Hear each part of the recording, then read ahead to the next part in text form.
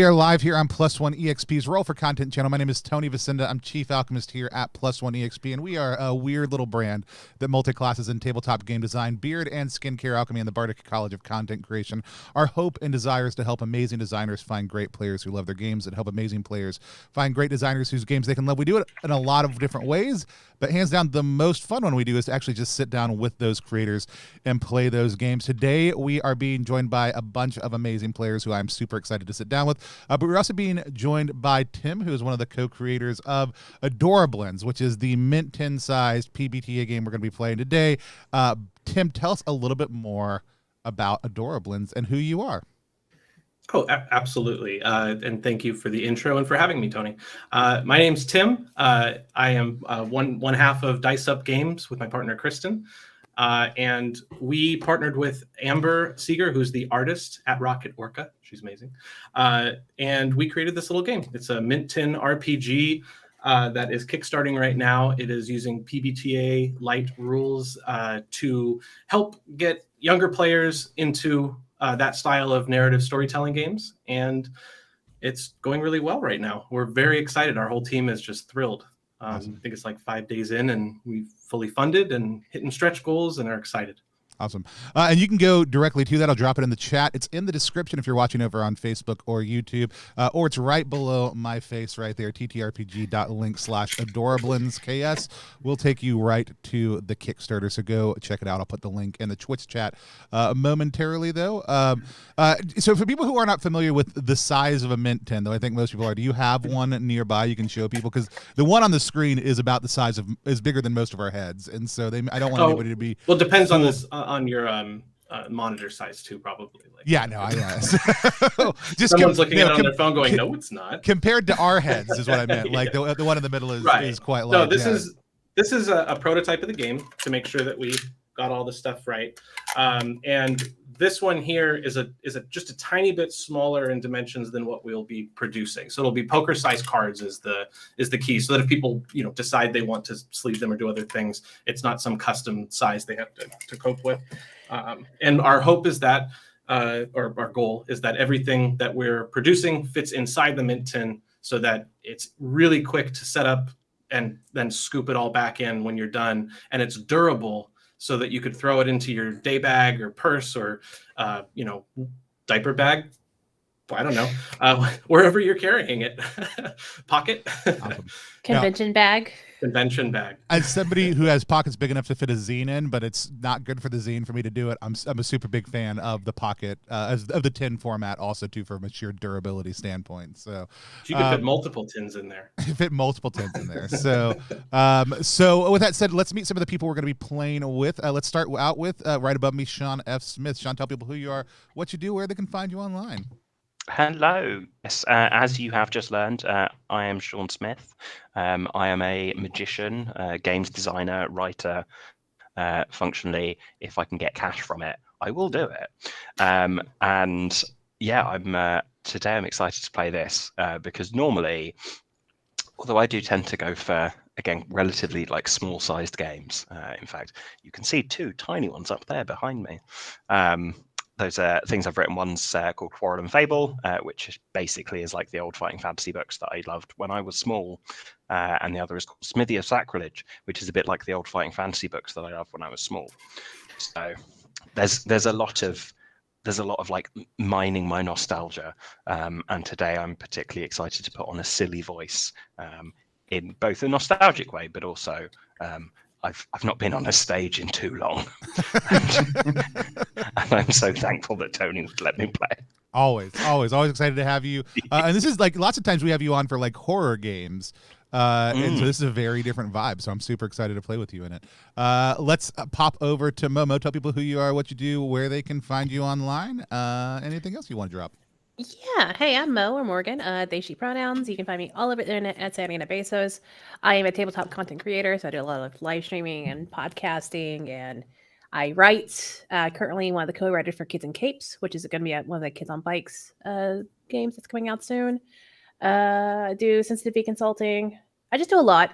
I like hyping people up. I like playing games. Find me on the internet. That's it. I do enough. Love it. Let's pop out and meet Laura. Laura, tell people who you are, what you do, where they can find you online. Hello, I'm Laura Page Turner. I am a writer of games, and you can find me on the internet at glaveguizarm.com or on Twitter at glaveguizarm. If you're not familiar with Glaive Guizarm, I have one on the wall above me. It's like a spear with a pokey bit, you know, to keep the Hessians at bay. And I make RPGs, I do podcasting, I play games, and I'm America's sweetheart. So that's me. Awesome. I am super excited to play with all of you. By the way, if you like indie RPGs, you like one-shots, if you want to see people play with the designers on a regular basis, hit follow here or subscribe to us over on YouTube, where we drop all of our content along with short reviews that we do. Coming up, we have an actual play on Monday with Jian Shim. We're going to be playing their new Keepsake game. It's just a 2-player game that is called The Snow Queen. I'm super excited about that. Also, if you want to support us, you can check out all of our games over at +1.games. Right now, we're itch funding Through the Void over that, just getting our beta up and going. And we were talking about it right beforehand. Tim's design partner, Kristen, is doing a dungeon, which we call Drifts, for that. I'm super excited with the stuff they've been turning in for it. But you didn't come here to hear about any of that. As much as you might love all of those things and be excited about the wonderful people we are, you came here to watch us play Adorablins. So anytime we're playing a game, we use a couple different tools here on the channel. We typically just use lines, veils, and the X card, unless the game comes with another set of tools to guide it, which I didn't ask, Tim. Does the game come with the there we go, we got the X card in the middle. We can talk a little bit about that as we go. But lines are things that may happen in the world of our game but don't happen in our game, which I think is very appropriate for something like Adorablins, where other people in the world may be doing horrible things, but not us. We have a strong line against sexual violence, so that won't come up. I don't expect it to. But we also have veils, which are basically anytime something comes up, we're going to handle it in a different way. Might seem silly to do for a game like Adorablins, where the goal is adorability, but maybe we have limits to how adorable things can get for us, and that's something we need to be able to feel comfortable saying in advance.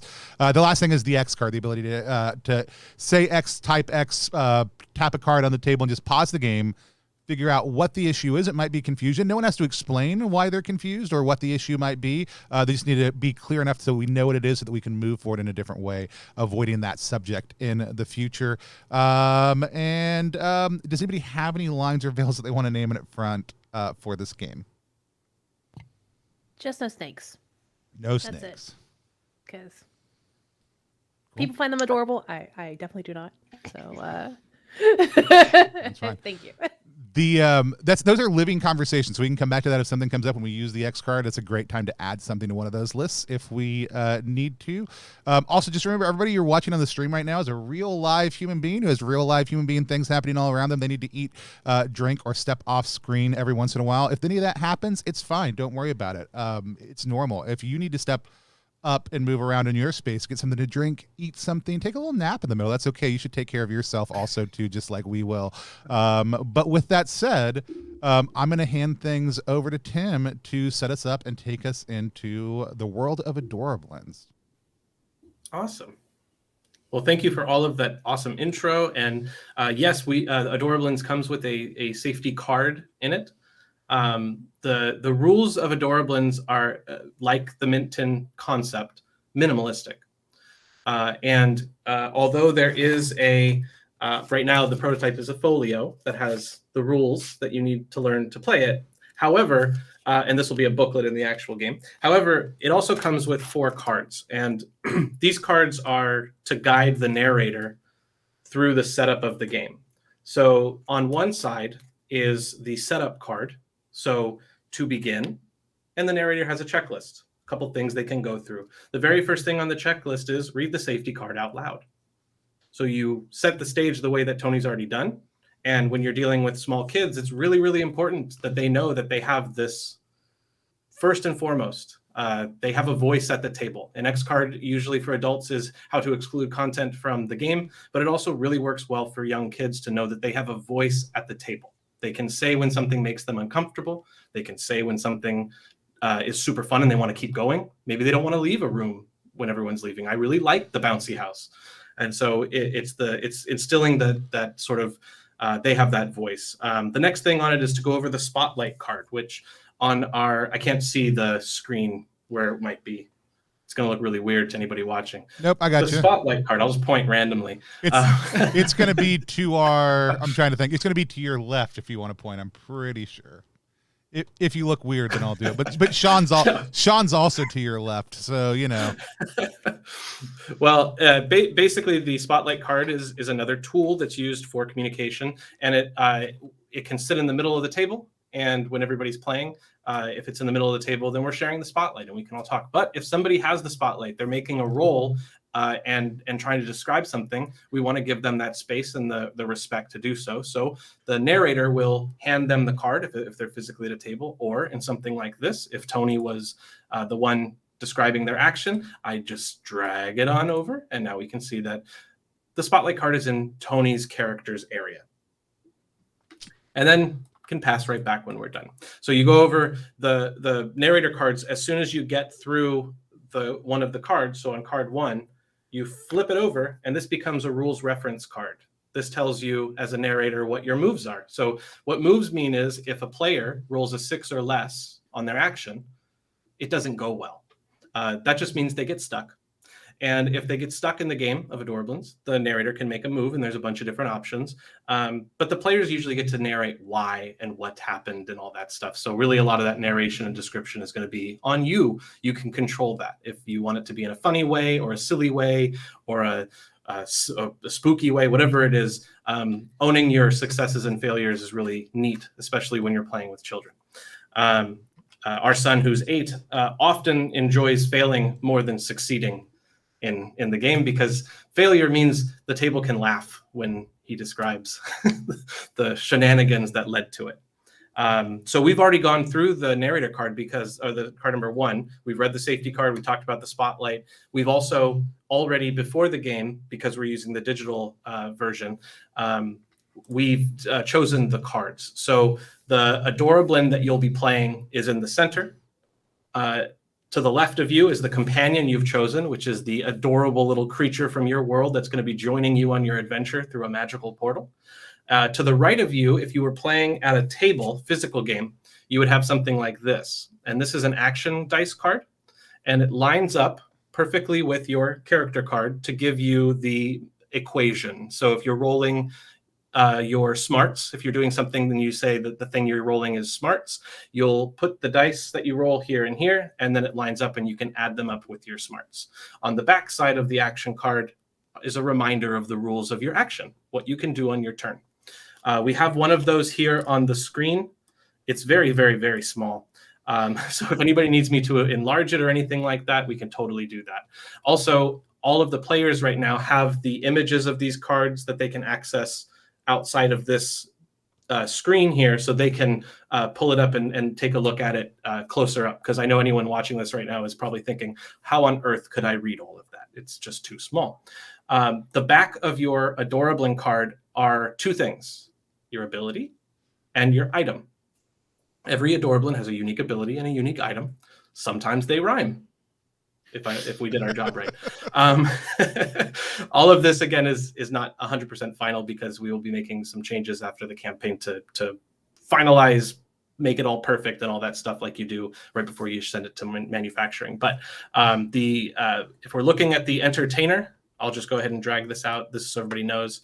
The entertainer card has an ability, and the ability is that they're able to charm or distract others. And there's a question on it. How do you entertain others? So that's an optional question that when it comes up the very first time, you can kind of describe it a little bit as a player. Your item is a costume kit, so disguises and all that fun stuff as a performer. You'll be able to describe what your favorite costume is. The reason that we have this is if you roll, and anyone not familiar with PbtA rules or Powered by the Apocalypse rules, the basic system is this.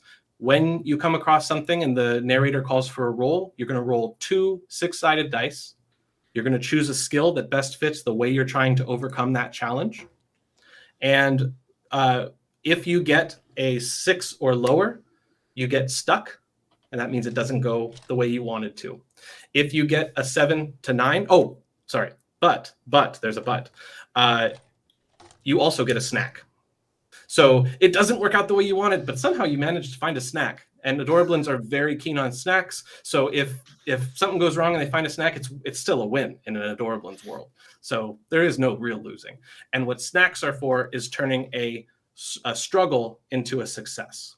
Struggles happen if you roll a 7 to a 9. So if your total is a 7 to a 9, then you're almost there, but it's not quite working, and you're going to need something to help you turn that into a success.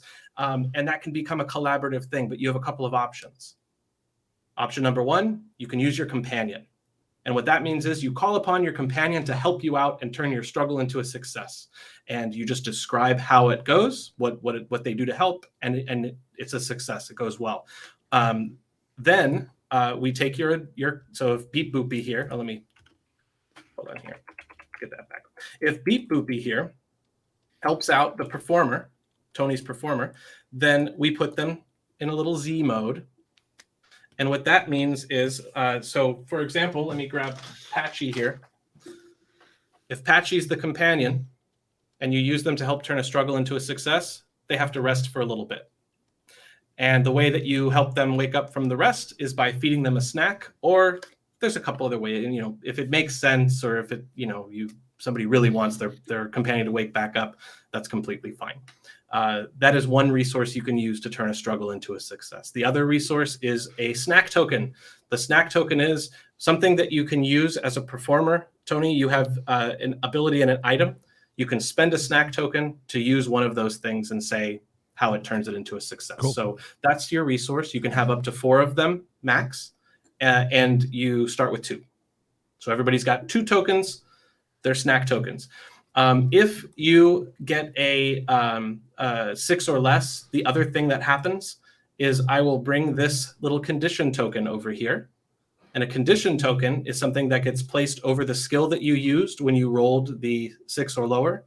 And it means you can't use that one to solve your next challenge. You gotta be a little bit creative, think outside the box, use one of your other skills. And the way that you can remove a condition is by spending a snack token. So we know now how the companion works. We know how the snack tokens work. We know when conditions come up and can prevent us from doing that stuff. The other thing that you can do, if you're out of tokens or you don't really want to use one, ask for help. You could say, could someone help me out here? And then someone else can say how they help you and get you over that bump.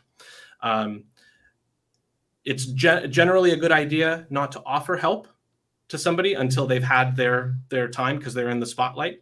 If you have a really, really good idea, and I know my son gets like this sometimes, really, really wants to say it, they can raise their hand, or they can, respect the spotlight, but still, talk about it. So if someone has a really good idea, just raise your hand, and somebody who has the spotlight can ask for the help.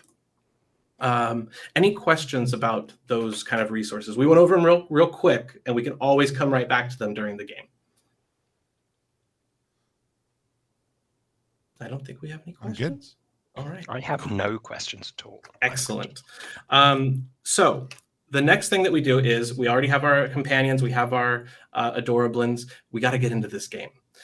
So if you are playing the game with children, and I always say this at the beginning, I know we could talk about other questions and stuff after, like you said, Tony, but one thing is this game is very quick to set up. Everything is geared towards getting it right to the table and right to playing, because some people don't have the attention span to want to sit through that spiel I just gave. So none of that has to be explained until you start the game. And the narrator cards are meant to get you right into playing. So the next narrator card is reading it out loud. Before the adventure begins, what are your Adorablins' names and their favorite kinds of snacks? So we could go around and answer that question. But if we were going to do a quick game, we may not need to do that, and we could just pass right over that and go to the next one. Does anybody want to talk about their Adorablins' name or their favorite snack? Oh, we got one. Yes, Sean? Wait, I'm going to move the spotlight over to you. Hello. That's my name. My name's Hello. I'm a goblin. And my favorite snack is pies. Yeah. Sweet or savory, or both? Both at the same time. So like the top bit should be sweet, but under like salty, like ears. You know when you lick someone's ears and it's really salty, like that?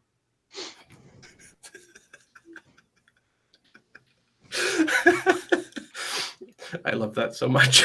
I'm a professional actor, of course. I've got to be sensitive. Anybody? So we have Hello, whose favorite snack is pies. Anybody else want to introduce a goblin name? You don't have to. You don't have to have a name for your goblin yet, or your adorablin yet. We should have made Sean go last. Enthusiastic. Enthusiastic is. The pressure's on. I'm just gonna take the fall and follow that. I am Jarmus. Jarmiss. Jarmus. And my favorite snack, plain crackers. Plain crackers. Unsalted. Unsalted. No, I am a serious adorablin, and I seriously enjoy the plain unsalted cracker, one at a time. That's how I do it. Jarmus. Put a fourth S on there, actually. I want a fourth S now. You got it. If you want to add more S's later, we can. We got lots of space to work with. I'll take the spotlight next. Here it comes. Hello. My name is Mimi. As in me. And I like honey, just fresh honey. If I can get it in the comb, that's my preference. It just keeps my vocal cords nice and smooth. Locally sourced. Locally sourced from Farmers market. From artisanal bees. Yes, straight from the bees. Straight from the bees. Straight from the hive itself. Ideally, I'll drive out twice a week to pick it up. You know a person. You know. I know a bee. Yeah. I know. All right. And hi, I'm playing Buttercup, the Fixer. And my favorite snack is popcorn. With loads of butter and sugar and salt and like some other sprinklings on it. Maybe some, candies thrown in, some chocolate syrup, like caramel, like whatever. Whatever I feel like the day. I love it. Popcorn is like the base. Yeah, it's like just more like a foundation. The foundation to build on. Yeah. Excellent. All right, so we've met our adorablins. Every one of your adorablins has a companion. The companions have a name on them, but that could be a name that you give them. It could be the name they're just generally known by in the adorablin world. If you have a nickname for them, that could be revealed as well in the game. So now we're going to describe what your adorablins are doing in your world before the event. So we purposefully did not create a setting that's very strict. It's adorablin. We say that adorablin's world is full of color and magic and fun and treats and snacks and parties. But everything else, it's up to the group that's playing and the mood that we're all in. So when you're describing where we would find, like if the camera was panning over, like this was an episode of Smurfs or something. The camera's panning over and seeing what is this world like and where we find you, and it settles on you. You can describe a bit of the world and how it relates to this game. So who would like to go? Well, real quick, I'll just say this so that we know where we're going with this. There will be a magical portal that opens. Something will go through the portal, and you four are going to be the ones who jump through after it to bring it back safely. So we're building towards that. That way everybody knows where we're headed. So so that someone doesn't say like I'm on a peak of a mountain, miles and miles, and over the seas between us on a different plane of existence, and I don't feel like we're not splitting the party. We're just starting the party. We can't split it. So let's if we're okay with it, Sean, want to go in the same order? All right. Yeah, happy to. So let's see. We have hello, the baker. Your companions Rolly and Polly. Where do we find you in? I don't know. Let's call it Adorablandia today. So hello is doing taxes.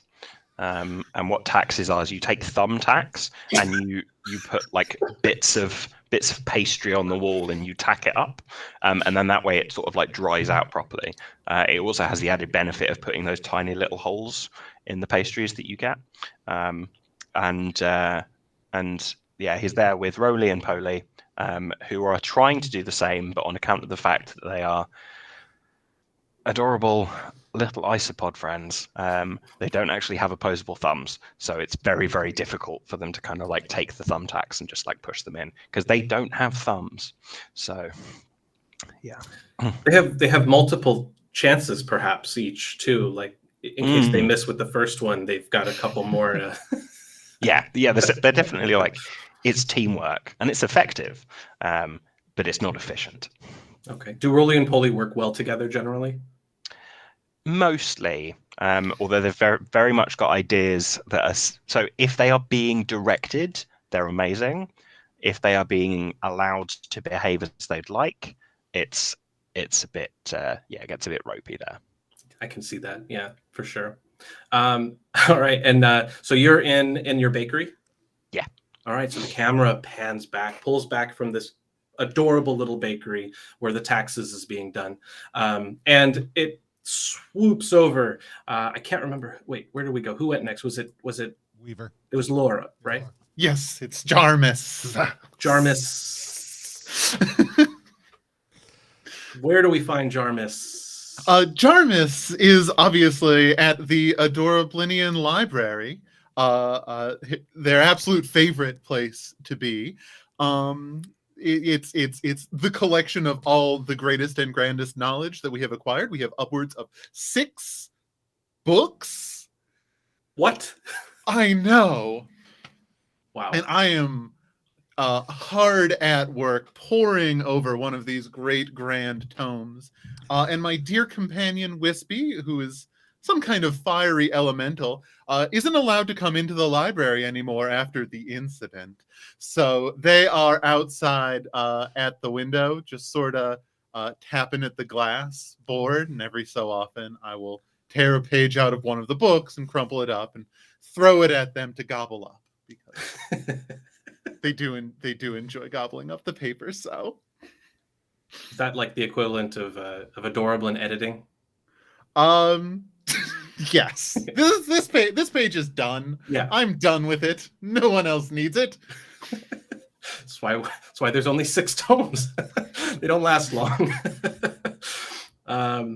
Excellent. So as the camera pulls back out of this Adorablin library and heads over, do we hear before we see Mimi? So you actually you get a little bit of bird song, and then you hear some light beeping and booping before you hear Mimi just singing a beautiful rendition of Country Road, Take Me Home, as they're pulling back in from their weekly trip out to the beehive, or their biweekly trip out to the beehive.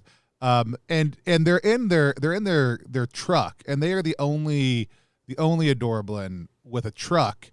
But the reason that is because you just as it pans back, Beep Boop, who is keeping the melody of Country Road in the background with high pitched beatboxing, is also pushing this child's toy of a truck that Mimi is just driving back into town.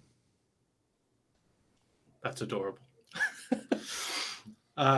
So mimicking the flight pattern of a bee, we have the camera pick up off of this adorable vehicle, and it flies up and over, and you know what? I think it actually could not just be a bee. It might actually be the first person view of Flappy.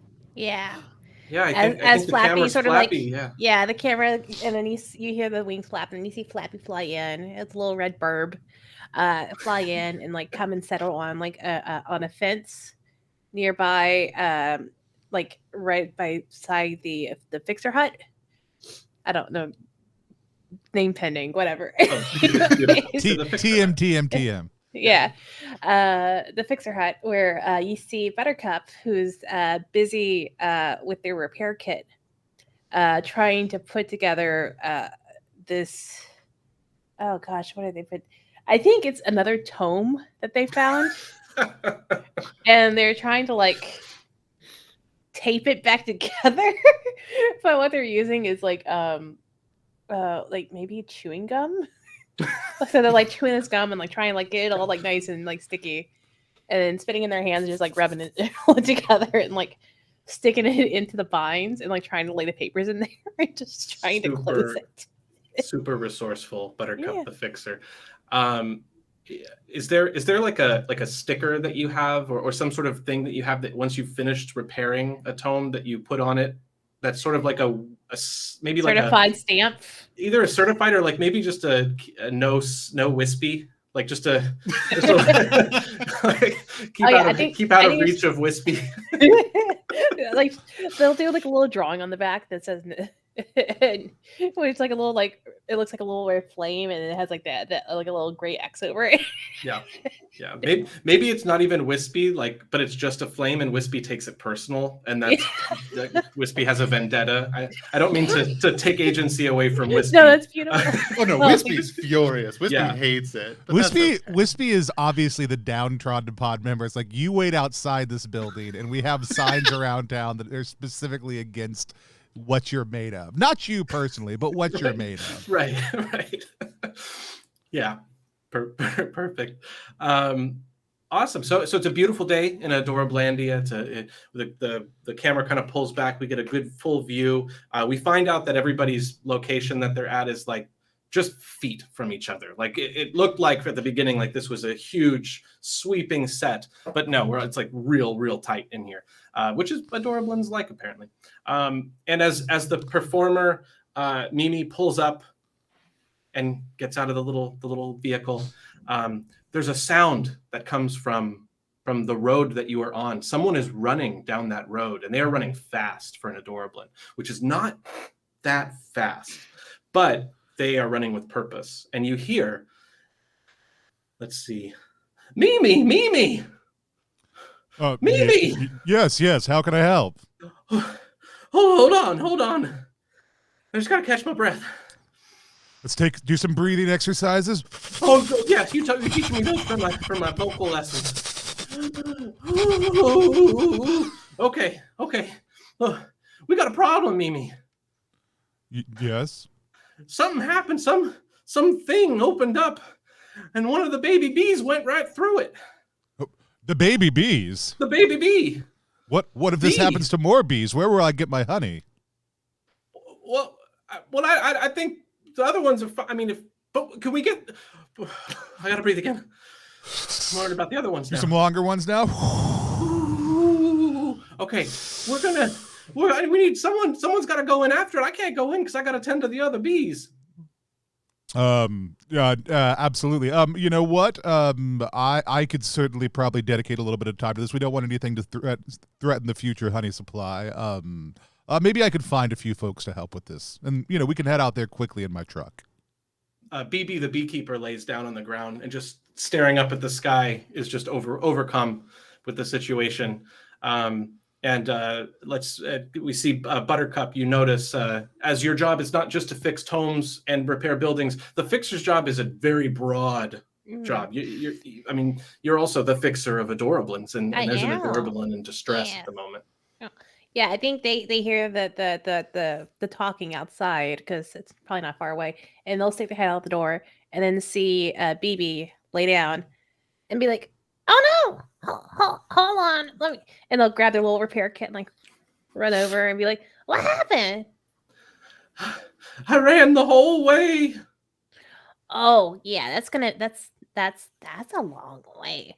Okay, so what we're gonna do is here, just lay there. Catch your breath. Yeah, you actually got to breathe it in. No. and then out. Oh, this is the breathing's confusing. I'd rather go back to not thinking about it. You got to catch it to do that.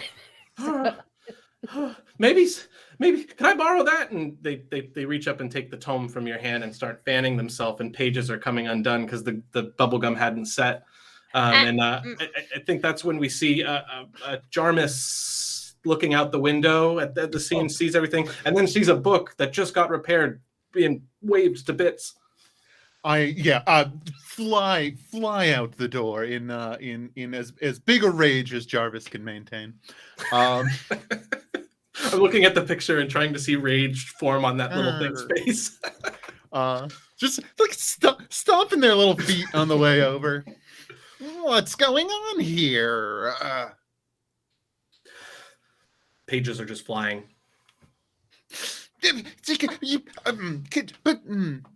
No. Stop it. And you see Buttercup just trying to pick them up, like, and try to put them back in order. But like there's more that's just flying away, so they're just like busy like fumbling after and chasing all of them. It's okay if a few of them go missing. Don't worry about putting them in order. A good reader can fix the order in their brains. Is Wispy helping? Yeah, where's Wispy in all this? Wispy is definitely snatching up any loose pages that they can. Just And I think Flappy's just like, wait, hold on, and like trying to like catch some with their like beak and like claws, being like. So we have one other Adorablin who hasn't fully been introduced to this catastrophe, but as you're doing your taxes, one of the last of the taxes for today, you hear the laughter of both Rolly and Polly, and they are just laughing hysterically, looking out the window at the situation that's happening outside. Oh, what's going on? And then Hello will also realize the panic that if so many people are having to gather together at one point, it's like, oh, we can't laugh at them. We've got to go and help. We've got to help them. So I don't like to always take over the companion character. So if you want to play what your companion does, that's completely fine. If you prefer that the narrator does that, just say so. I'm happy to describe. Yeah, we'll give you not only one character. You get 3 characters that you get to play in your return to the stage, Sean. Amazing. So Polly kind of like lifts up their sunglasses, looks at it, and it's like, oh my god, it actually looks like this. That's BB on the floor there. And Rolly's like, I do not understand. BB is usually at the farm. We must go. And yeah, the two of them almost do a little. It looks a lot like, but legally distinct from, when Sonic speeds up and then like rolls up in a ball and rushes out towards, to the point there where Hello is trying to catch up, but refuses to run, and so it doesn't necessarily, like, takes a while until eventually turns back. It's like, is everything okay? Buttercup, is that person okay? It looks like you're trying to help them breathe. And you see Buttercup like just like trying to like grab a paper before Wispy gets it and just gives Wispy a look. and they're like, oh yeah, they're fine. They just ran all the way from the beehive. Oh. Yeah. Yes, I would have given them a ride had I known, but apparently this happened after my departure. What happened? Like, do you know why they're running? Apparently a baby bee has gone through a portal, and in all honesty, it's something we have to address because otherwise I don't know where we'll be with honey next season. You don't also, know the baby we'll bee's in trouble. Also, the baby honey? bee is... Yes, I understood. I knew what I was doing the entire time. While you're talking, BB is actually asleep on the floor. They're overcome. It doesn't look like they're in distress anymore. It looks like a healthy nap, post-catastrophe nap. And Mimi. Well, you all know the road to get to the beehive. Yes. So if the 4 of you would want to try to save this baby bee before that portal closes. Portals opening and closing is somewhat of a common event in Adorablin world, and it's like one of those things that you tell the children, the younger Adorablins, just don't go in. Stay away from the portals. And look both ways before you cross the street, and don't go in portals. And they always listen. It's not that every week. It's not like every week we have to do this on a regular basis. And so, Right. I mean, one of the first play tests we've done, it was a baby Adorablin that went through, of course, because they don't listen. So, but in this case, it's a baby bee. We like cut to a really sharp turn as I'm whipping the truck around, but it's just Beep Boop pushing the back end really hard to do like a tailspin out. Then I look out and I go, I lower my sunglasses and I just manifest. Everyone get in. All right. Is everybody getting in? Yeah, I think Flappy's gonna just gently carry BB into the fixer hut, just so they're like out of the way and like napping in the hut. And then we'll fly to catch up, but like, yeah, Buttercup's gonna hop in. Yeah, Flappy doesn't have a long way to go, because as you floor it and take off, right when you get just a little bit up the little top of the hill, it's right there. It's on the other side of the hill. And you just put it in neutral and it can coast right down to your normal parking spot. And you see this one giant hive, this comically large, cartoonish hive with just a bunch of worried bees. And the bees are large. They're larger than, I mean, they'd be somewhat small to us players, but to Adorablins, they're very large bees. And they just look very worried, and they don't necessarily communicate that to you with anything except for their flight pattern, and their buzzes are less buzzy or more buzzy. I honestly don't know. I don't speak bee. But this unmistakable portal has opened under this beautiful oak tree on the side of this giant beehive. All the bees are swarming around it, but none of them are brave enough to go through it.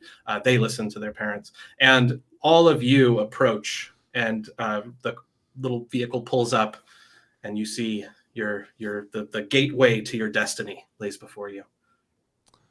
As we get out, I hold up a small rock and I pretend to click it, and of course Beep Boopy goes beep boopy. So you rock your car? I lock my car. Excellent. All right.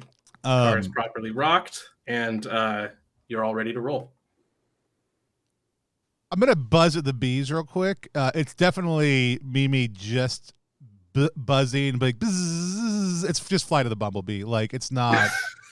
I'm trying to affirm that it's gonna be okay, and that this bumblebee will fly again once more, and they'll all be together. All right. Well, let's get the first dice roll out of the way of the game before you get through the portal, and it's you calming. It's Mimi calming these bees that are just so distraught. So that's the challenge, is calming them down. How do you think? Which of your 4 skills do you think would be the most appropriate to your approach? So is senses like both emotional and whatever? Is that smarts, or is it just kind of those are 3 alliterated word prompts, and we pick the one that feels the best? You pick the one that feels best. Sure. You definitely pick the one that feels best. There is something in the book that kind of goes through them, but it's like, it's what you said. Sure. You got it. So I do think this is probably like more senses than anything else. I think like this is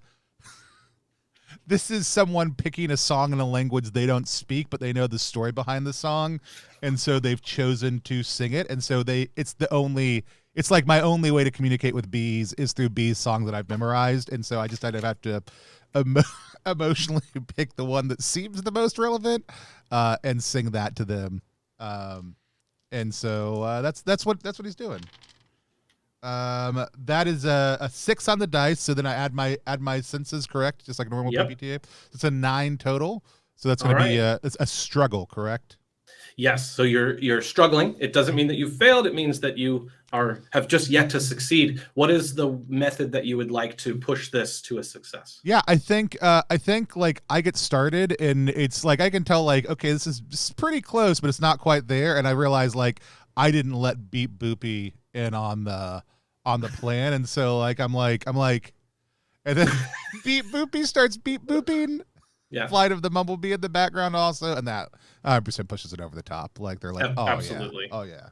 All right, so Beep Boopy, the very happy face on the screen turns into a sleep mode, like on a computer. It just goes to Goes to sleep. He'll still follow you. He'll be with you. I don't know if you want to control like how he contracts into like a little carrying case or something. No, I think this is more about like Beep Boopy like basic functions stay the same, but Beep Boopies like need some time for their solar panel to let their batteries fully recharge before they can help out. So they're still like around and walking and 100% good, but like we see like a low power bar at the end of the song as Beep Boopy like goes the facial figures just turn to like Z's instead of O's over the eye, and like a little sleep bubble like pops up. Oh, that's cute. And every once in a while, other pictures will pop up on the screen while they're sleeping. That's them dreaming.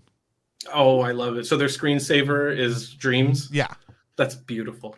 I'm going to go ahead and throw this little sleeping symbol up over here over Beep Boopy, so that we can know that they are a resource that has been used and needs to have a little bit of a rest.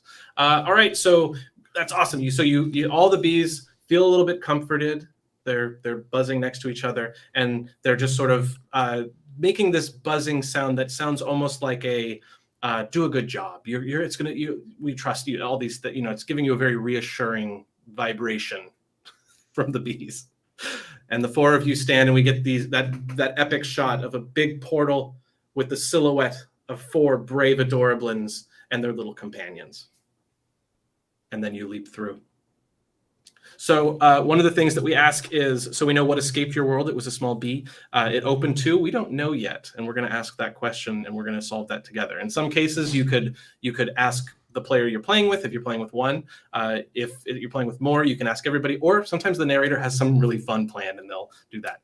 I don't. I wanted to leave it open for everybody. So we will see where we go. But what does it feel like when your Adorablin goes through this portal?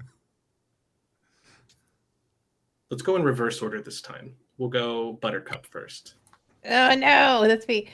I think as they step through the portal, it's always like almost feeling like they're like being pulled like Laffy Taffy, or like just like Mm-hmm. And then they get like sort of like slingshot, so like they don't land gracefully, they kind of like stumble and like roll a little bit. But they'll land and brush themselves quickly and be like, made it. Nailed it. And real quick, since you were the first through, do you want to choose where the portal opens up to, or do you want to open up to the floor?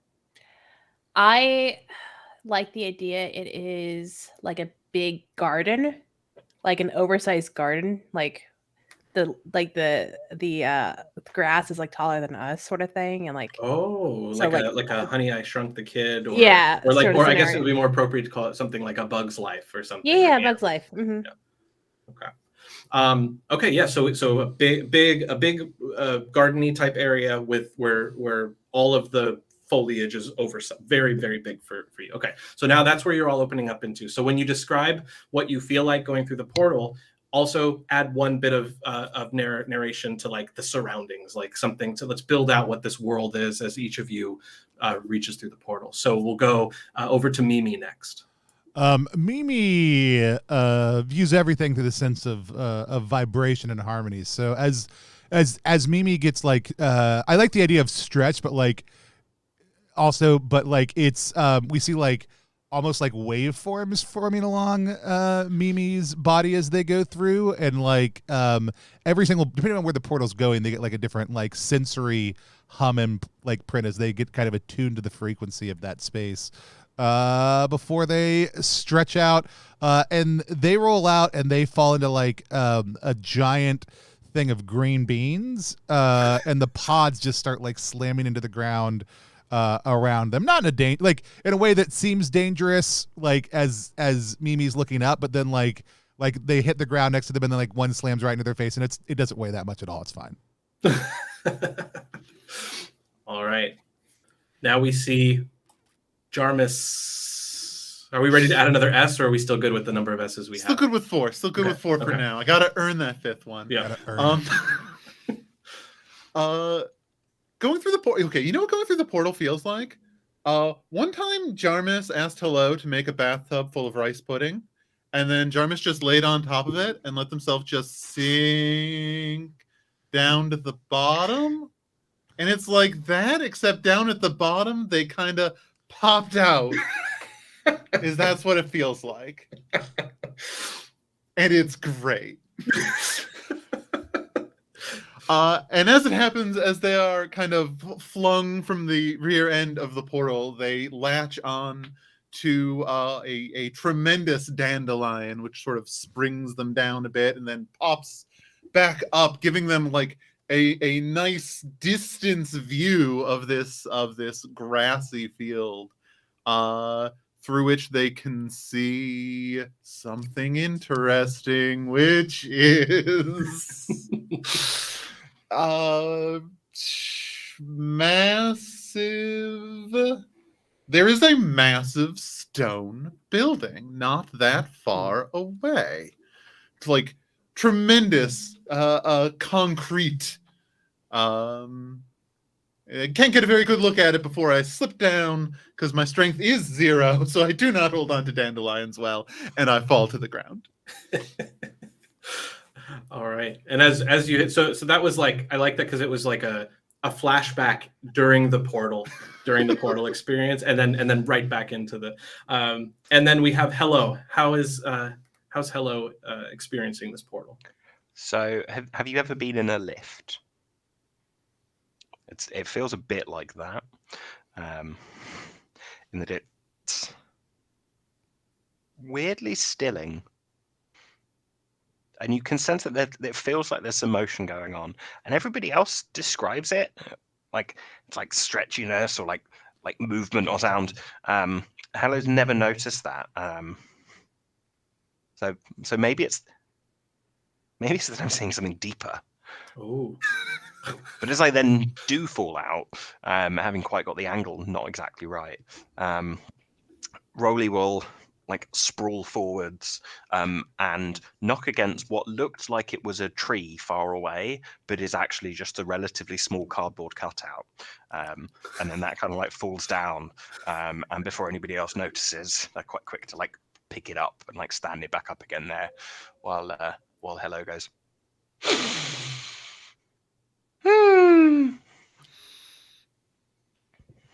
So that cardboard cutout of a tree, was that something that was by like breaking the fourth wall? We just did a really kind of a piss poor job of the set design. Like the stage crew they left one of those a little too close to where you'd be falling out. So we put it back real quick, and then we're back into the or is it like, how does that fit into the scenery here? I'm intrigued.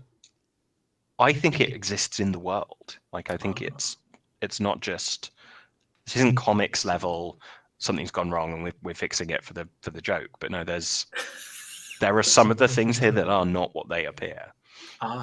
Interesting. Okay, so we have all the Adorablins are through. We have all of you under this umbrella, this canopy of very large grass blades and some flowers. Also, we know that Mimi hit some green beans, so it could be that there's a little bit of a planter, like a long gardeny type planter box, and perhaps that tree cutout was a broccoli tree, or when you have a garden, you have like something that shows you what's being planted in that area. Potentially that's what it is. But you Adorablins are getting your senses about you. Who would take the lead? Who would speak up first? And we've got the Jarmus and Wispy hovering over you. Scene is yours. As the wisest of the four of us, it seems only sensible that I put myself in charge. Now, I was not paying attention to what BB said, so if someone can remind me of what we are here to do while we strike out in that direction. And I start marching forward with Wispy on my heels. I think we gotta find a baby bee. We just left a bunch of bees. No, it's like one specific bee. Yes, the I future. don't know which one. The future of honey is at risk. Oh. Well, okay, cool. I guess we're finding a bee. No, let's find a bee. That sounds fun. Bees. What do I know about bees? They're yellow and black. The two different ways of being, of being. Ing ends with a G. G, I think I saw a building. Maybe we'll head in that direction.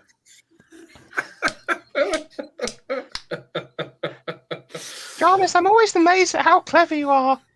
I wish one day I can be as clever as you. And yeah, I'm just gonna start heading off in that direction and seeing if a bee happens. I'm gonna send, as we're walking that way, I'm gonna send Flappy up to like look over and see if Flappy can like see anything. So let's do this. If the goal is to sort of get a lay of the land, figure out something, this will be a team effort between you and Flappy, but it'll be your role. So go ahead and pick which skill you think is the most appropriate for the action. Smarts, maybe. It's up to, it's complete. The way that I always say it is how are you going to narrate it on the end, on the back? So whatever one you pick is how you'll narrate it, whether it's a success, struggle, or getting stuck. Yeah, I'm debating between smarts and senses. I'm like, which one would be better? Maybe senses, because we're trying to get a feel of the land and like all that. So yeah, just feeling things out and getting a vibe. Awesome. So go ahead and roll your 2 dice and add it to your senses skill. That is a 9. Total? Yeah. All right. So just like Mimi on their roll, you're struggling at the moment. So it's not that you failed or didn't succeed. It's that you haven't succeeded yet. What do you think that would make the most sense of your resources to push it? I mean, I'm using Flappy right now, so like continuing to use them as like a bird's eye view. Yep. Of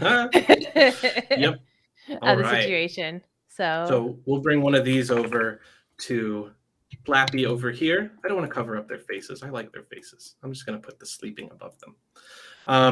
And go ahead and describe to us what it looks like when Flappy comes down. I'll give you this. You'll see a building, the big building that Jarmis described. And Jarmis, did it betray any type of architecture, like letting you know where you might be or anything like that, or was it too quick to tell? I only saw it very briefly.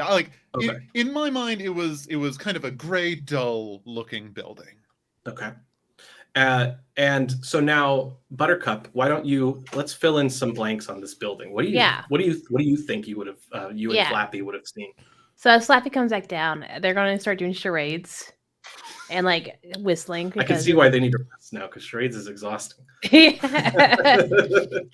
And they're like, and they do like a big old square, and then they'll pick it up pebble out of the ground. So it's like a gray building, and they'll like do like little like sort of like situations for like flowers.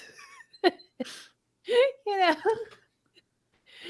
and I think Buttercup's like, yeah, intriguing, yep, and just like completely catching all of what they're saying. Excellent. And but basically, what it boils down to is that there's the big gray building. It's a big old square gray building that we're being led to, and then like there's a whole bunch of flowers, and then like they did like like a wing that was like a little like roll it up, and I was like, oh yes, green bean stuff.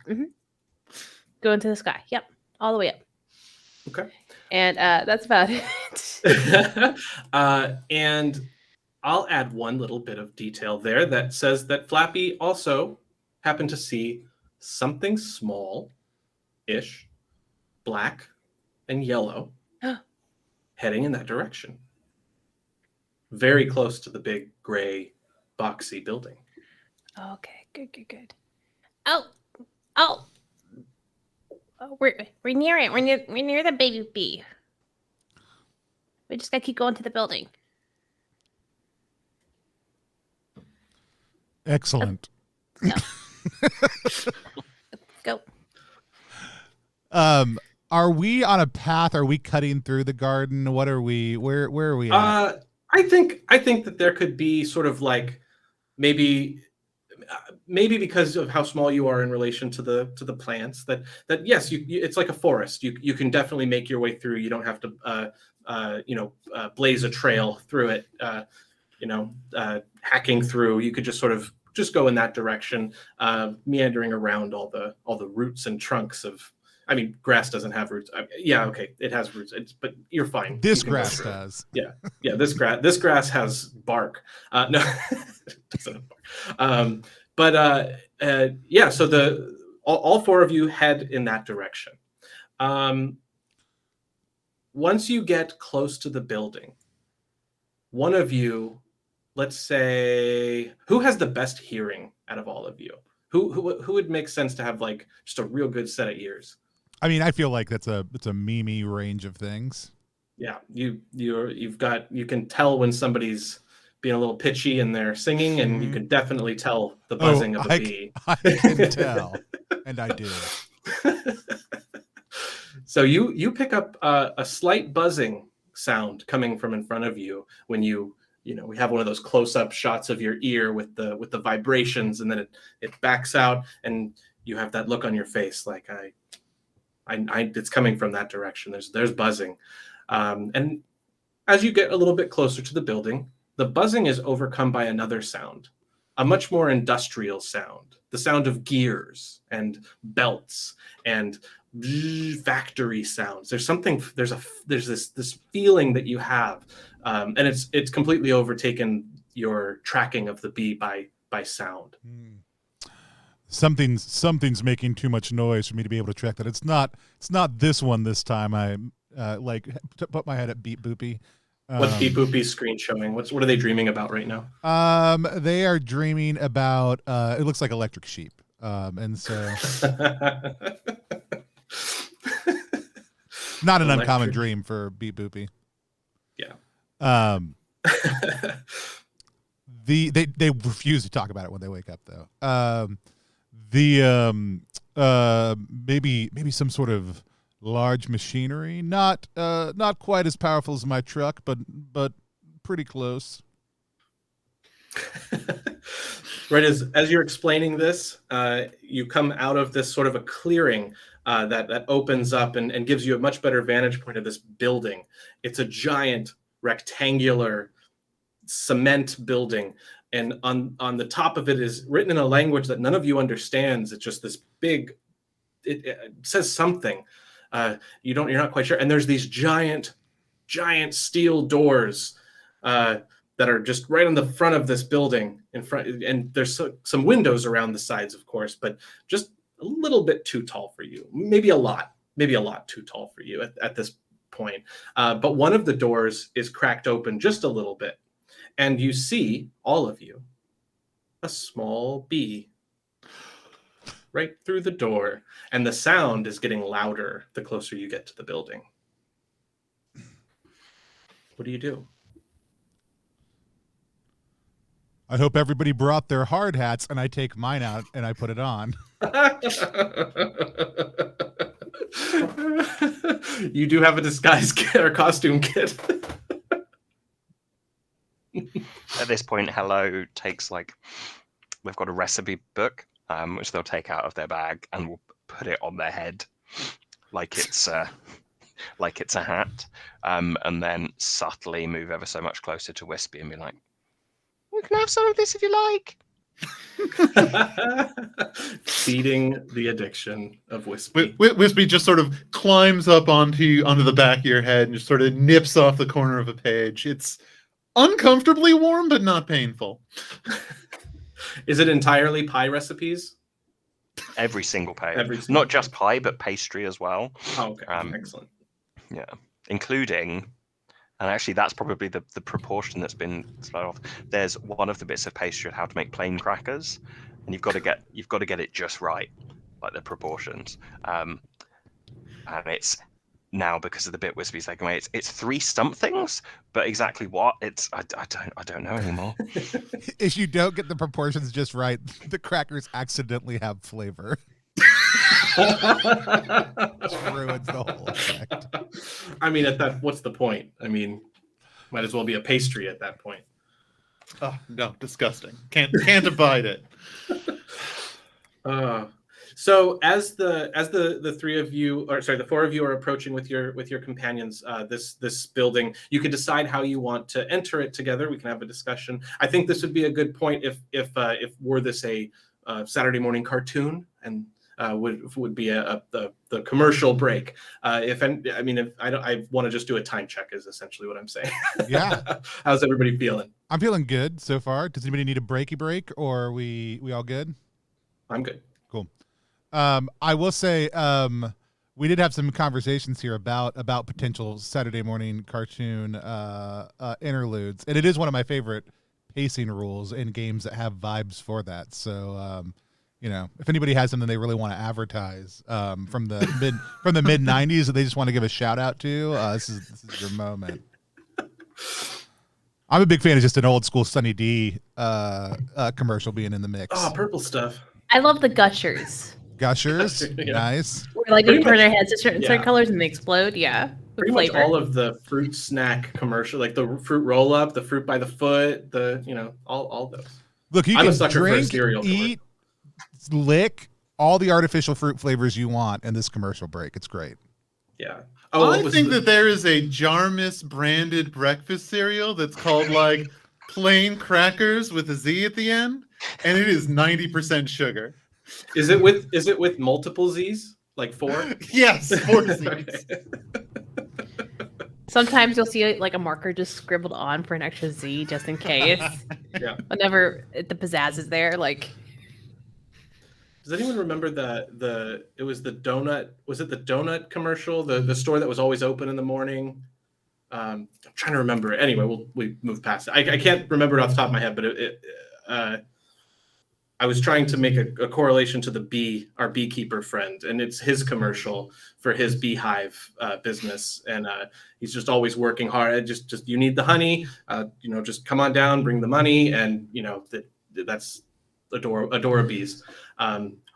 Coming soon to Dice Up Games and Let 'em in Games, Adorablins. Let me just text my team here. No. All right. So as we come back from commercial break, in the honor of 80s and 90s Saturday morning cartoons, we rehash some of what already happened building up to it. So we do have you coming out of the clearing. We do have a moment with the books put on the head, and then we see the bee going back through it to catch everybody up. How do you four want to go into this? What you're assuming is some form of factory.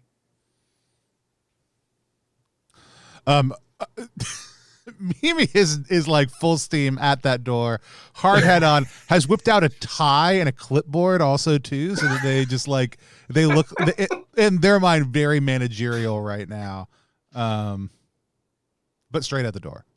All right. So everything we've described so far is that this place, you're smaller than the people who live in this world or who have built this thing.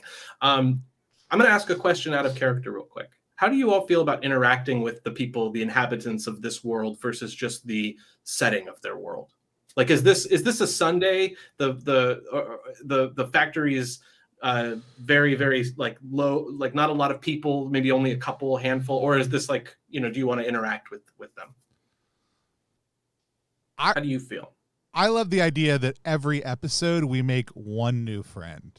Oh my God, that's too good. Yes. Yeah, that's brilliant. Okay.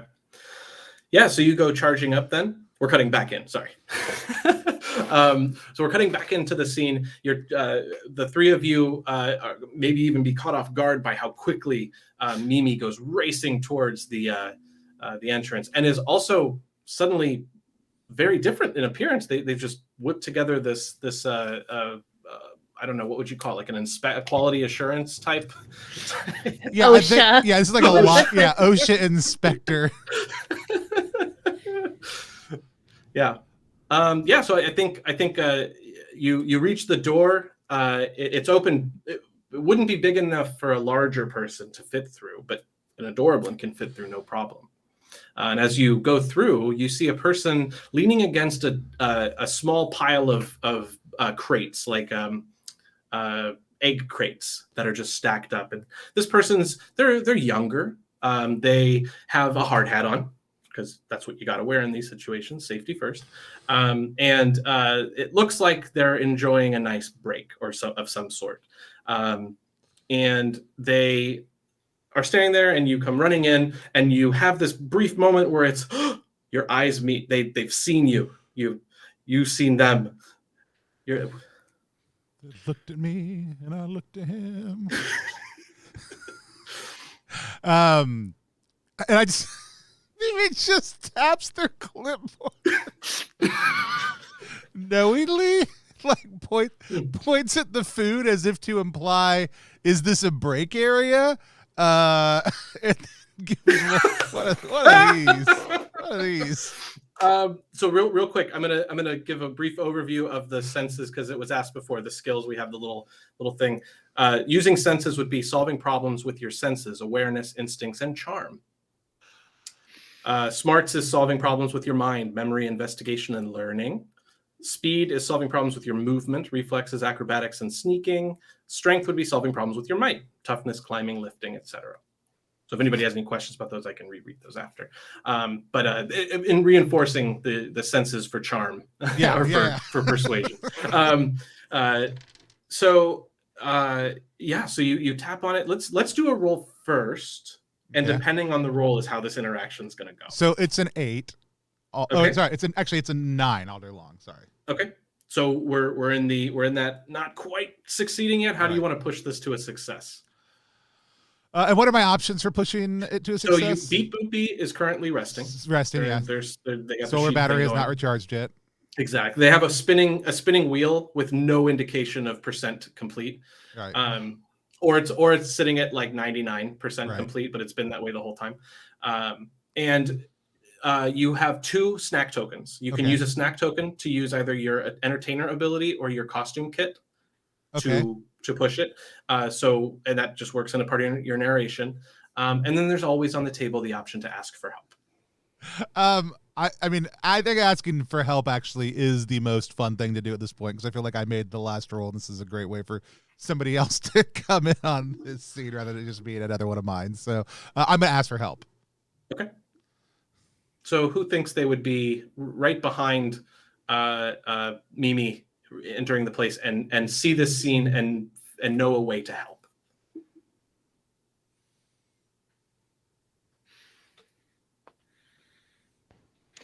Hello has definitely got a certain level of awareness of the food. Like the food that we're seeing here. So I can easily tell him, I was like, do you know that you've got some pepper in that bit of food you're eating there? So real quick, we'll resolve the roll. So you'll use one of your snack tokens.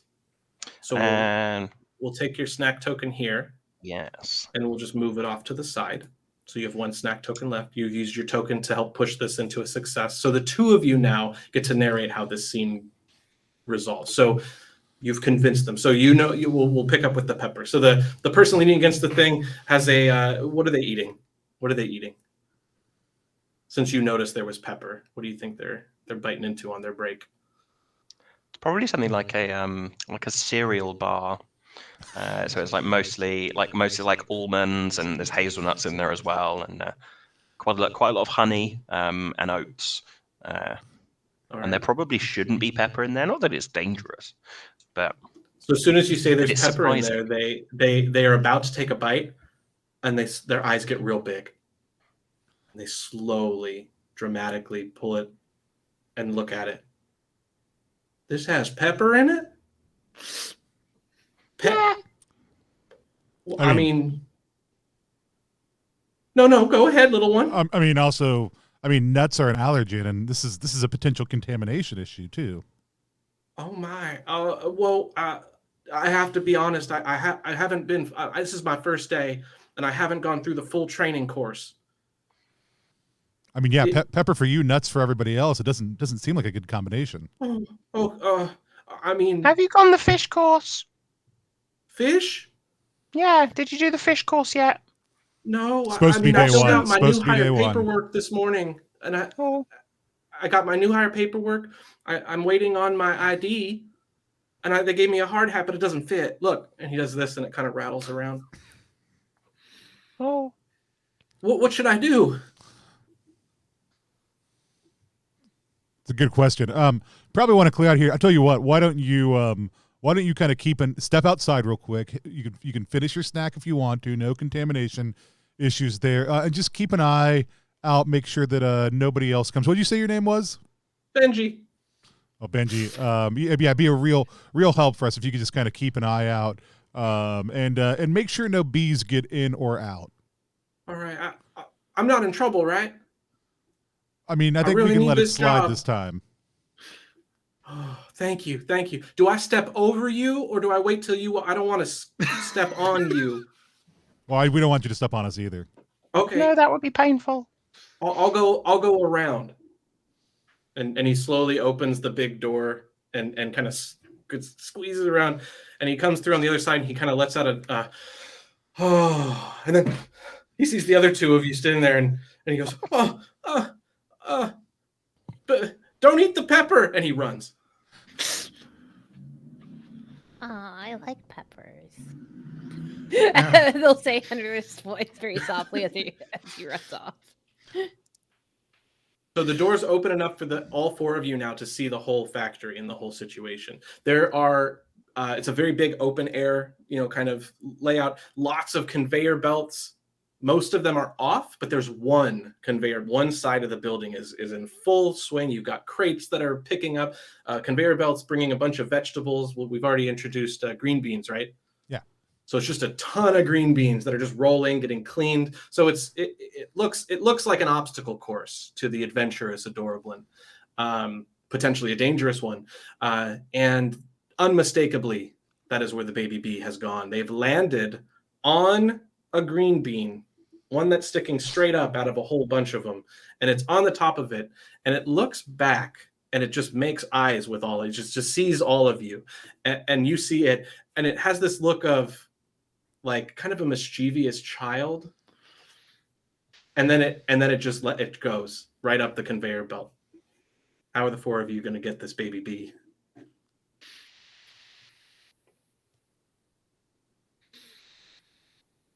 I feel like we're going to have to follow that little guy.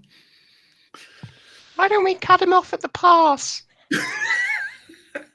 I mean, we can, but like, where's the pass? And like they're starting to look now and like try to see like the layout of the maze. We could all split up and run in different directions and trust that one of us is going to hit a bee. Oh, I like that. Yeah. Oh, so smart. I mean, that does present a wonderful montage opportunity, which I'm always a fan of in role-playing games. When a party is split, montage it. So who wants to take the first scene? I can for sure. Okay. So we have Buttercup. Buttercup, right now you have Flappy is asleep. However, you could spend one of your snack tokens to wake them up. Yeah, I think they're gonna like feed them like a some like seeds, like a pocket full of like sunflower seeds. Yeah. Oh, they come right awake for that. Oh yeah, it's their favorite. So they eat the seeds. They chomp down. We'll move this little sleeping symbol. And you and Flappy, how are you running up there for your scene? I think we're going to like run up one, but it's really hard because it's one of the ones that's like, actually no, I'm pretty smart. I know better than run against the moving the moving. You mean running the opposite direction? No, I was like wait, no, this character's smart. I should probably be better. I'm gonna run with the moving one, and just like start like stepping over like various like veggies, like squash, and like okay. What is trying to get around pumpkin? Is your goal that we know the challenge is going to be more of an obstacle course type thing, like a mud run, but you a bean run, but you have a goal in mind of trying to reach the bee, catch up to the bee. Yeah. So that'll be the goal. So if it goes well, that's where we'll be. Oh, there's so many. Okay. I apologize, everybody watching this. Should have a bee pun counter. I know it really should, and yeah, I need to give myself a condition for that. Let's move one over to me. Okay. Let's do a roll. What do you think the I'm gonna say it's probably strength because I'm not trying. I'm just trying to get over things. So it's more like a climbing and bracing yourself versus Yeah. like acrobatics and parkour. Oh, definitely, because Okay. this character does not have any of that. I love the idea of an Adorablin doing parkour. Sorry. Parkour. Parkour. Okay, so Fixer is stronking their way through the first part of this competition. Go ahead and give us the roll and see how it goes.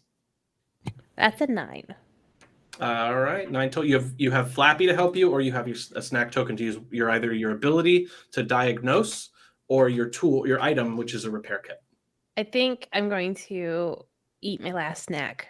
Okay. I think I'm going to take a break halfway through and be like, that's, and pull it like a juice box or something and just hydrate. Gotta hydrate.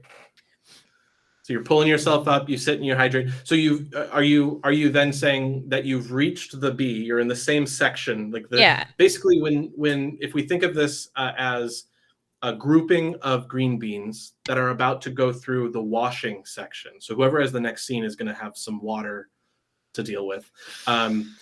You're going to be in that same scene. So you'll be in the section of beans that's getting washed. Yeah. Okay, so you reach them. Yeah. Awesome. So what flavor is the juice box? It's an apple. Okay. I almost said at the beginning that apple juice was going to be a line for me, but it's fine. It's fine. We'll say apple. Okay. We can bail apple juice. We don't have to go into the specific description. We can say apple. We can say apple. It's totally fine. I'm fine with it. Kristen's probably laughing right now. It's like the bane of my existence. Okay. I love that you went there. I didn't realize apple juice was 0. It's never come up in a game. In Red Death, if it would have come up, you would have known. Sawyer just can't handle it. Just can't handle apple Whiskey's juice. fine. Apple juice. No. All right. So we see the Fixer sitting there. We got Buttercup drinking a juice box, and just on the edge, as this section of the conveyor belt is going through what's going to be this rain shower of mist and cleaning product. Well, not product. It's all fresh and watered. No chemicals. It's all organic, non-GMO. And who's going next? Who wants to handle the water scene? I imagine that Hello has like a small ball of dough that very, very quickly they're just like spreading out as much as possible, and then like, Roland, can you hold this for me, please? Of course.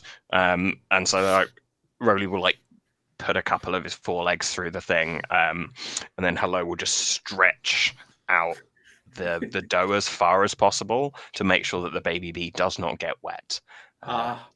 Because if it gets wet, it can't fly. Yes, that would be a disaster.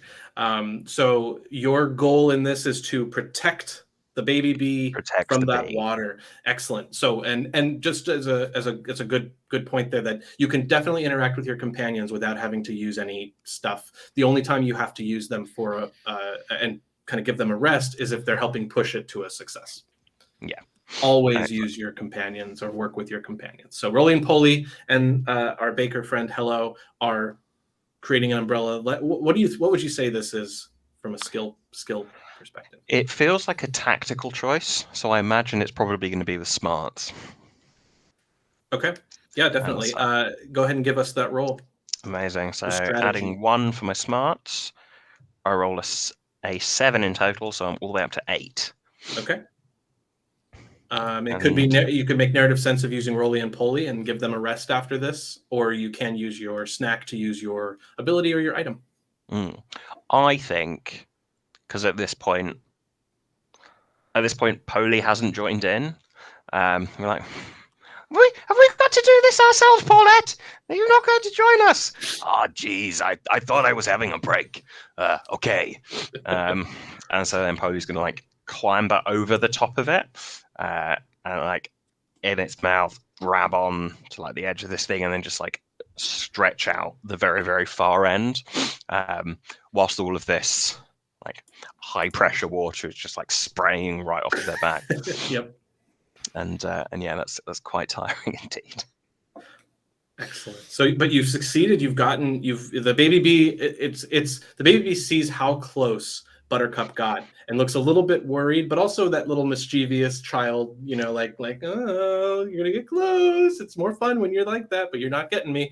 And then they look up and they see the mistake they've made. They've miscalculated. The water is just gonna be pouring down on them, but all of a sudden, this giant parachute of dough goes over them, and I think over Buttercup as well. So Buttercup, you're protected by this dough as it rolls through and goes on to the next portion, which the next portion is, there's a lot of moisture on these green beans, and I think something needs to happen to get that moisture off and maybe shake loose some of the other debris that shouldn't be in there. And I think that's going to be a shaker. So we're going to have an earthquake looking machine up ahead, and the bee just slightly hovers, not having to worry about it, but spins around and looks back at Buttercup with this smirk on their face With- of with get the ready. And the dough, like the whole dough dome, and you just see a little arm just like shooting through, they're not shooting through, but like the punch in the dough. So you see like the stretched dough just like moving, or trying to break through. So But it's they're not almost strong keeping enough. it's keeping you from leaving the earthquake. All right. So out of Jarmus and Mimi, who wants to go with the earthquake? I'm prepared to go with the earthquake. Okay.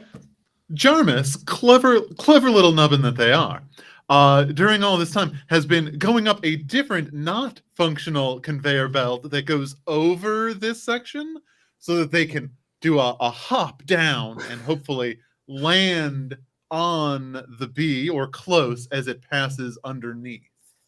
Excellent. All right. So what do you think that would look like as far as a skill? I feel like this is kind of I got to time this right, so probably senses is what we're going for here. That makes sense. And that is a 7 + 2 is 9. All right. You've got Wispy, you've got a couple of snack tokens, and you've got some friends. And well, I have a magic spell book. I might as well use a snack token to do some magic. Show us some of your magic. Adorable. So, magic. yeah, okay. No, I know exactly how this looks too. So Jarmus is in midair, and they realize, they're not quite going to make it. They need to unleash their teleportation spell. So they pull a little spell book, which is just like little bits of paper stapled together, and they open it and they flip through while they are falling, and they find the one they are looking for, and it's just the word teleport written, like scrawled out in a black crayon, and they shout, "Teleport, teleport, teleport," and start flailing their arms wildly, and that gives them like the extra inch that they needed. So And do as you far as actually anyone's concerned, it's magic. Oh, Teleport, that's so teleport, good. teleport. Oh, I have two questions.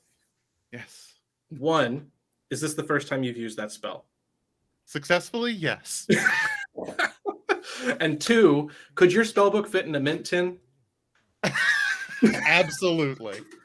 I just had to do some cross marketing here, some promotion stuff. All right. So you teleport successfully with Adorablin magic, and you land. Describe to us where you land in relation to the bee and Buttercup, who is still under. Oh, how did you get past the? Is the dough just on Buttercup now? Yeah. So And I Buttercup's in the dough. Yeah, I think at this point, because of all the shaking and the rumbling, the dough finally breaks open, and like they're like finally out, and so you see them stick a head out and like, oh, and they're just trying to crawl out of it. Right as you go, you see teleport, teleport, teleport as Jarmus lands. And then where are you in relation to the bee? I think I'm going to say. Oh, no, I think that's you. Yeah. Yeah. I am on the opposite side as Buttercup, in order that to get the flanking bonus. You both get advantage on your next attacks. Yeah, and if it moves, it's getting 2 opportunity attacks against it.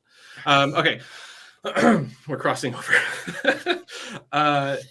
Cool. So we have 1 obstacle left. You've reached it. The earthquake happened, but it didn't affect you because you used this teleportation magic. And we know that Buttercup got a little shaken up, but is now probably to your advantage worked through. On the sides of this conveyor belt, we have Roly and Poly. And Hello, where do you want to be? Do you want to be on the belt, or do you want to have gone somewhere else? I'll be near it, but not Like running alongside on like if it's up high off the ground, there would have been a catwalk that the workers can go on. So you could be running alongside it if you wanted to. And like one hand on top of the book to make sure like my hard hat doesn't fall off. Yeah. I think before we get to Mimi's scene, you've run past several we haven't really described, I guess they're humans. Yeah, we'll say humans. You run past several humans that work here. One of them kind of like does that, like, whoa, someone's running towards me, lifts up, and you run through their legs, and another one has to jump out of the way so that, you don't run into them. One of them's in one of those big boxes that has buttons and dial. I don't know what the factory, how the whole thing works, but looks like they're in control of something. They just kind of, it's that whole thing where like they're eating a sandwich as you run by, and they just get that like passive like and they keep biting like it's happened before. Now we have the end of the conveyor belt. The end of this whole thing will drop all of these green beans down really good ways for you Adorablins into these crates. How is Mimi going to stop everyone from falling? What are you going to do, Mimi? So, I want to, if it's okay, I want to do a little bit of. So as each of these scenes in this montage has progressively been happening, like at the very beginning, like we hear some just like kind of standard machinery in the background while Buttercup was getting set up and get on the juice box. Like that builds into kind of a background percussive thing as all of a sudden this dough thing gets stretched. We hear kind of an interlude, and it sounds like a Kids Bop version of Crisscross's Jump starting to cue up in the background. And then like it pumps in hard where you're like, oh no, this is the musical interlude that happens at the end of every episode of Adorablins. And as the teleport happens, like that's that becomes very obvious. All of a sudden, like we see in the hood over the thing, like we all of a sudden see like like music hits in way harder. The guy who's pressing the buttons, it almost kind of morphs into, is he pressing buttons or is he spinning on the ones and twos? Oh, yeah. As a beam of sunlight shines, and I'm going to spend a snack to wake Beep Boop back up. All of a sudden they've got a backward set of overalls on, and they are breakdancing and making music. As all of a sudden Mimi appearing up on top there, and the song is titled "Green Beans Will Make You and so this is the lesson to all the kids to eat their veggies who are watching. But there are a number of lines in the song that are like, little bees, you gotta come, like he's luring the bee in while teaching a lesson to the kids about eating vegetables at the same time. There's some like loose science about how bees help pollinate vegetables, and they're an important part of the ecosystem thrown in. And everybody gets a beat. Like everybody, like it cuts out to everybody's like action getting remixed as they're moving up and down the thing, and that's the action. Let's roll to see how well the audience responds to this, though. That's gonna be a 9.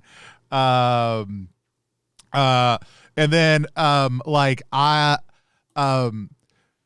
the last little cut as Mimi winks at the screen is like, and sometimes I have a deep voice, and sometimes you dip them in honey, which it kind of contradicts everything, undercuts the whole thing.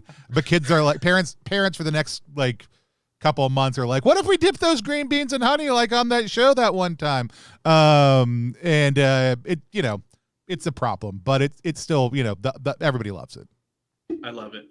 So was it Beep Boopy who pushed it to the? No, it was me using a snack and dipping it in honey. Perfect. And bumping up my entertaining, and so. Perfect. I think we can if everyone's okay with it, breaking the rules for a little bit and say that Beep Boopy wakes up just in time for the remix part of the song, and Mimi goes auto tune a little bit. Okay. Also, Beep Boop is how you stream it to Adorablin YouTube. So, I think we needed to capture that moment. Yeah. So, with that, the bee leaves the area, coming towards you. The other Adorablins, let's get Jarmus and Buttercup to both give us a roll to leap from the thing so that you're all in the same spot, so that you all get off this thing before it falls together. So both of you can roll now, and we'll resolve one at a time. Because last chorus and verse were always all together. Like that's how this thing always goes. Yeah. Right. I guess this is a test of speed, which I'm not good at, but that's the number 6. That's not a great one. Do you want Wispy to be involved in this? Or you got more magic and smarts? I think I might just see what happens if I fail utterly. All right. So what I would do here is I would drag a condition token over to your speed, which was what you used here. And that would mean that until that's removed, you wouldn't be able to use speed to try to overcome challenges. Okay. We're at the end of the episode, so you're good. Yeah, but that would be in the mint tin. There are tokens for conditions. You'd place them on your card and remove them either with a snack token or with just some good role playing. And thank you very much, Out of Game, for showing us how the conditions work. Y'all have been rolling really well. So you make it, so you don't make it, but we do have one Adorablin that can help you with that. So Buttercup, how did you do on your jump? Oh, hold on. I lost dice. I will roll another dice. I think there's also going to be speed as well, which is I'm not good at. So let's see how this goes. I got a 3. Excellent. Do you want to push it to a success, or do you also want to let it stand? I mean, I think Flappy's not a... No, I defeat Flappy. I think I'm going to have Flappy help me. Okay. Because I'm going to hop and try to jump off, but Flappy tries to catches me by my bag strap, because I have my bag like crisscross over my body and they'll grab it. So I'm just So as this song is almost over, it's not over yet. The song is swelling and the bee's coming towards the two of you. Make these leaps, but you both realize mid-jump you're not going to make it, and you start to go down. Flappy swoops down and picks you up, and Wispy looks down at you, and you meet eyes with Wispy, Jarmus, and Wispy just sort of smiles. Not going to pick you up. And but there's one chance. We have Hello off to the side, running along, seeing one of their Adorablin friends about to fall. What would you like to do, Hello? Hello is going to almost rugby tackle or football tackle for those of you in the American style, and to just tackle Jarvis out of the way, because there's no way that they could possibly fall down into this thing. So try and knock the trajectory of their falling way off. That feels like a strength thing. So I'll add 2 to a roll of double 6. That's a 14 in total. Wow, this is epic. It is in slow motion, even though the rest of the place isn't. It's so good. You just slow motion dive and catch them. And this is happening, by the way. You'll describe this. Both of you can describe it a little bit more while the auto-tune version of the song is playing, so that all of you will be on the same ledge off to the side of this catwalk at the very end together to finish the song. As Tony had mentioned, every episode ends this way. So how does that look with the dive? How does it look from both of your perspectives? So from Hello's perspective, you can kind of say no, you can't be in danger, and leaps forwards to the point where the book slides down and almost gets caught at because double tied apron, so it's like tied around the middle and also like tied up at the neck, and it kind of like gets caught in that point, and there's a little bit of like an updraft where it's like where the gliding of the winds happen. And it's not a very accurate grab, but at the very least it's impactful, and it definitely doesn't quite play with the laws of physics as well as it should do. But it's magical. It's fine. It's an adorable system. It's 100% magical, because as I was falling, I flipped open my little book of magic and I flipped to the page that says, "Eagle's flight, eagle's flight, eagle's flight, eagle's flight." And then there's this sound that we lay over the whole scene of an eagle. This and just exactly, and it just brings you right over, and you all land together, crashing a little bit. But as this jumble of adorablins, it gathers itself, and all of you stand for the last verse of the song. Right as the song ends, and all of the workers in this place are still dancing along to this music. A bunch of them have somehow managed to turn their workers' overalls around. I don't know how you do that without the legs coming off, but they did it. And the hats are a little bit tilted, and yeah, it's everything in this whole place is part of this music video from the 90s. And at that moment, the song is about to end, and you feel and all of you fall you didn't realize it, but you were standing on a piece of material, this crate that slides off of it, slides down a chute that goes out the back of the building and slides right in front of a very, very worried looking young, first day on the job, Benji, who sees all of you in this crate. And he looks down at you and he says, I didn't do anything wrong this time. Well, you all look like you just been through some sort of music video. Can I help you at all? Why, Benji, my good fellow, if you would move us over to that corner of the garden, that'd be a delight. You mean the place where that big spiraling thing is happening? That would be amazing. All right, my mom told me not to go near those portals. Oh, you should not go near those portals, but if you could put us near those portals. You do look like you're in a position of power at this company. So, okay, he picks up the crate and he runs all of you with the bee in your possession towards the portal. And he says, I'll just dump you in. That'll work. All right. Is this going on my performance review? Oh, I'll make sure a note gets put in your permanent file. He has this very, his face drifts off into this. He's so proud in this moment, and you've made a friend. If you come back to this world, you'll check on Benji's performance at this company, and he'll have progressed. As he dumps all of you in, you go through the portal in reverse, except one of you does the taffy thing this time. Another one of you does all the spirals. One of you has nothing happen. It just feels like a normal, just riding a lift.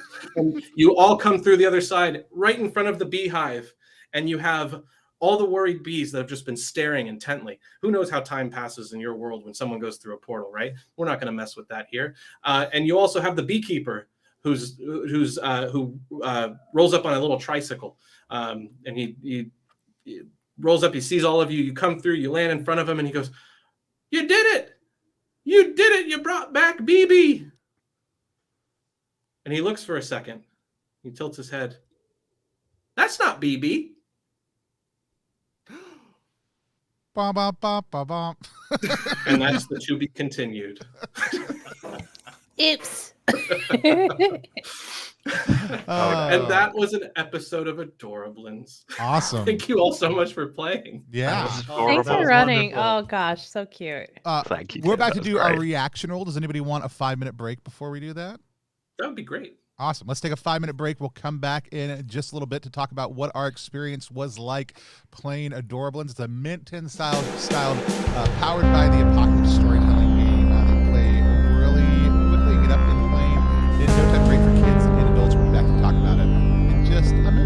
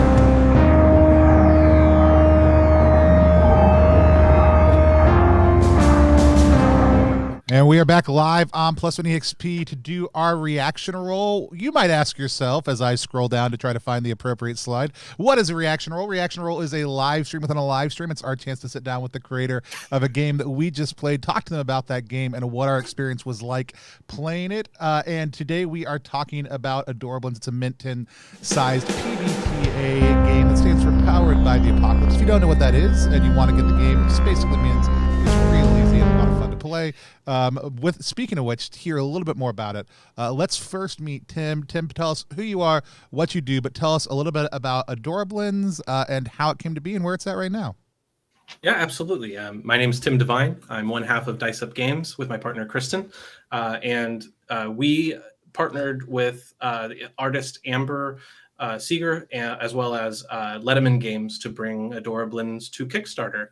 Adorablins, as Tony had mentioned, is a Mint 10 sized,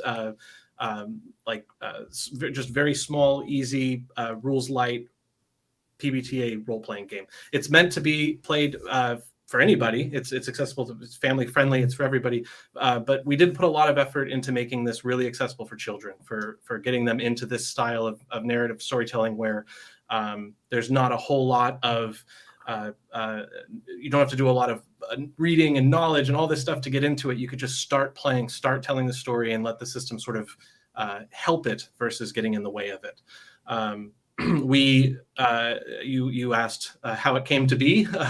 My partner and I, we made a hack, as we called it at the time, of PbtA that would introduce our son when he was about 4 years old into this type of role-playing game. It worked really well for him and for us, and has grown now to where he plays all kinds of games. And it's always a family. We used to call it the family game. That's what Adorablins 1.0 was, just called the family game. And he would say, "Can we do the family game tonight?" And we would. And we played it with different themes. But then as we partnered with Amber, as we got to know Amber and we're friends, we knew their art would just be perfect for this type of a game. And we started working on that from there. So the system has been around for a while. We've been playing it for a long time. And the Adorablins theme and version of this game has been going on for, I think, not a year yet, but we've been working on it for a while. Coming up with all the ideas. So there's 8 playable characters. Every character is a card. On the front of the card is the art and a couple quick stats that are real simple, easy to understand. And on the back of the card is their magical ability or their special ability and their item that they can use. We also have cards for their companions that go on them, which we just saw in the game. Can be used as a resource to help turn struggles into successes, and also just for a whole bunch of narrative fun. Everything fits into a Mint 10. The reason for that isn't just for cuteness, although it is cute. The reason for that is because we have a lot of games as parents, and the two challenges we have that we've noticed, and a lot of our friends have noticed as well, is how quickly can you get a game to the table and be playing it? Because you're vying against the attention of children in a lot of cases, or in the attention of adults in some cases,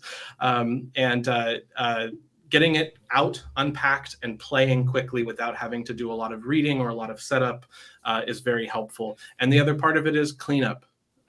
If you only have this much time and it takes this much of it to set up and this much of it to clean up, then your playtime is this much. For those of you who might be listening to this in audio form, I don't know if it becomes a podcast, I move my hands a lot. But it was essentially saying you're eating into your playtime if you have a lot of setup and a lot of cleanup. Well, the setup for Adorablins is dump everything out of the box and pick your cards and start playing. The cleanup is the inverse of that. You just scoop it all back into the tin. So we feel that we've really achieved that in our prototyping and in the games that we've played of it. And based on how the Kickstarter is going, it seems like people are into it. They like the idea. So yeah, that's it in a nutshell. We funded on day one and are unlocking stretch goals. We're very close to another one now. And all of the stretch goals will be to improve and enhance the games by adding more cards, more playable characters, some improved components, but we're going to try to keep it to mostly cards and art because we want it to impact both the digital and the physical games. So if someone's backing it at the digital level, they're going to get all this cool stretch goal stuff, which in some Kickstarters that doesn't happen because it's really upgrading the physical one. Yeah. And I might be rambling, so that's good. It was great. That's a great intro. Lots of times I'll ask people like, "It's a game," and so like I love getting to hear that story. I love when people are able to talk about it, and I there's a lot of things that I loved about it.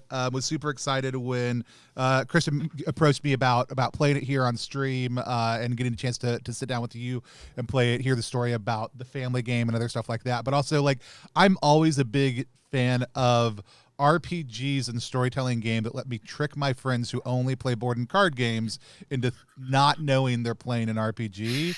And mint 10 size stuff, especially with all the cards and the table presence of this, make that really good and create such a solid feel to that, especially with some of the tokens and other stuff y'all have done that make it feel like you're doing a lot of those just abstracted mechanized concepts a lot of times that we might just be like writing on paper, making those physical. It's great for kids, but it's also good for people who just have never tried a story game to step into for the first time. So I'm super excited and have loved the chance to play it. I'll talk a little bit more about my thoughts at the end, but let's meet some of our players.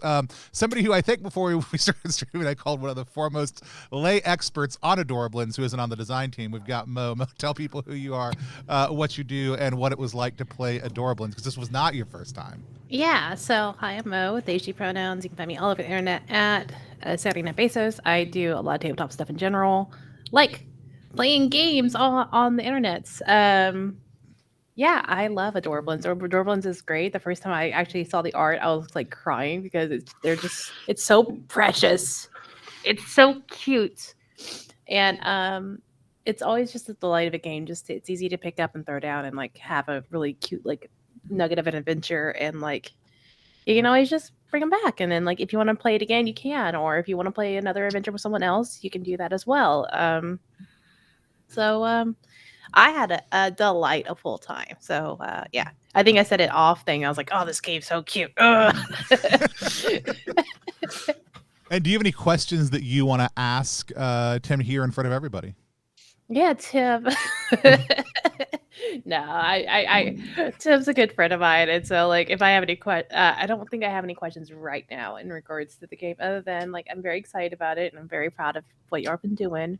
Thank so you. It's less of a question, more of a comment. And then I'm proud of you. Giving a Zoom hug, or what are we in Google Meets? Yeah. Virtual hug. Yeah. Thank you. Awesome. Let's drop down to Laura. Laura, to people who you are, what you do, and what your thoughts were about Adorablins. Hi, I'm Laura Page Turner. I make games. You can find me if you search for Glaive Guisarm. It has 2 silent E's because I'm bad at branding. And I loved this game. I loved this game so much because I have a 7-year-old of my own, and I have been trying to get her into kind of doing narratives, which is not something that she is like naturally very strong at, but she is interested in. And this seems like such a wonderful little tool, both in the gameplay itself, which is just delightful, and in the like this mint tin concept, this instant setup, instant set down. I am so hyped to get my copy of this. Like, it is going to see hopefully a lot of action very quickly. Yay, that makes me so happy to hear. Do you have any questions? What you're gonna get is like lots of drawings by my kid of Adorablins. Oh well, Kristen and I love that, but I know Amber, the artist, is gonna love that too. You'll have to definitely share on the internets about this. One thing, if I could just interject real quick, speaking of like having a 7-year-old, one thing that's neat about role-playing games is that if they're interested in the theme, or as you know, like if they're like really into fantasy tropes and Tolkien, D&D is a great game. It's a great entry point, right? But not everybody's into that. Sometimes they're into something else and it doesn't click. And so because it doesn't click, what game are you going to use? So one of the things that we like about Adorablins is that because you're going to other worlds, the setting of the game where Adorablins are from is not the focus of where you're playing. So if they're really, really into My Little Pony, That's where the And portal she opens up is. to. If they're exactly. If they're really into Owl House on the new cartoon on Disney, then that's where it opens to. So you can explore the concepts and the themes that they like with Adorablin characters, and then when they're inevitably they change, now all of a sudden they're really into something else. Send them to that world. There, I butted in. No, it's great. No, that's great. I love it. Yeah, Laura, did you have any other questions? No. No questions. No further questions at this time. Your Honor. No further questions. No, and I love that idea, even just of like potentially eventually just like the dedicated Instagram profile of like all the kids' arts from Adorablins, just like being able to you're like, what did your Adorablins do? Where did your Adorablins go? Like just a little bit of online communal like share space is very cool. Let's hop over to Sean. Sean, tell people who you are, what you do, where you find you online, and what it was like to play Adorablins. Hello, people. I am Sean Smith. That's he and him. You can find me online at Sean F. Smith in most places. Sometimes they've got varying numbers of underscores because I didn't sign up quick enough, unfortunately. I am a game designer. I'm a magician. I'm a writer. You can find my game Quarrel and Fable for free on the internet if you search for those words. I had a really great time with this game. It was absolutely fantastic. One, because there was an excuse just to do silly things and to put on silly voices, which I think should always be encouraged in games.